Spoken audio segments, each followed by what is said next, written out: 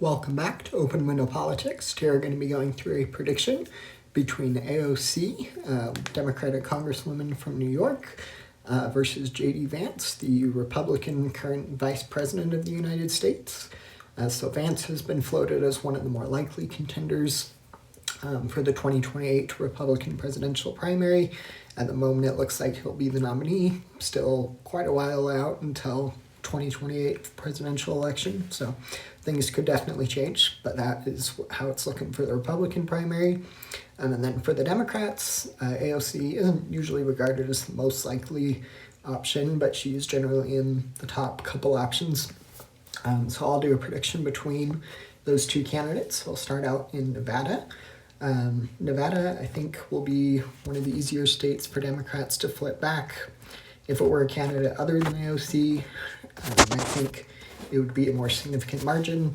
But I think with AOC, there would just be some socialism scare. Definitely, she's prescribed herself as definitely more of as a democratic socialist, and I think that would concern some voters that are key to winning.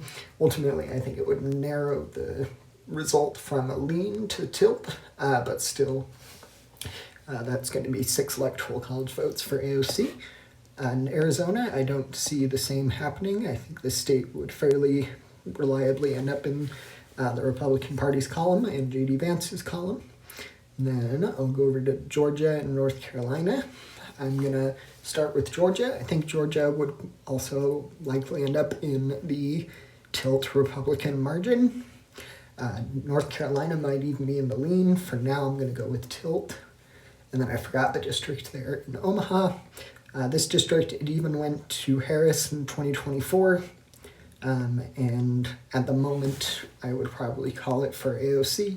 I think it will be close, but just with the national environment being more favorable for Democrats right now, for sure, than in November of 2024, that it would remain in the Democratic Party's column. So that brings us to 232 to 262. The next state I'm going to characterize is the state of Wisconsin. I'm going to put that into the tilt blue rating. I think if AOC were to win a swing state in the Rust Belt, it would probably be Wisconsin. This state was pretty close in 2024. If I remember correctly, it was the closest of the core 7 swing states. If not the closest, definitely close in margin. But as far as the other 2 swing states in the Rust Belt go, I'm going to call Pennsylvania. I think Pennsylvania is probably J.D. Vance's and Republicans in general best chance at winning a Rust Belt state. I'm going to fix New York there. And that brings J.D. Vance across the finish line to 281 to 242.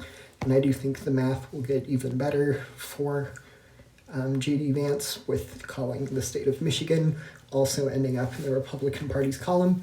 So that brings the final tally to 242 for AOC to 296 for J.D. Vance. Feel free to like and subscribe.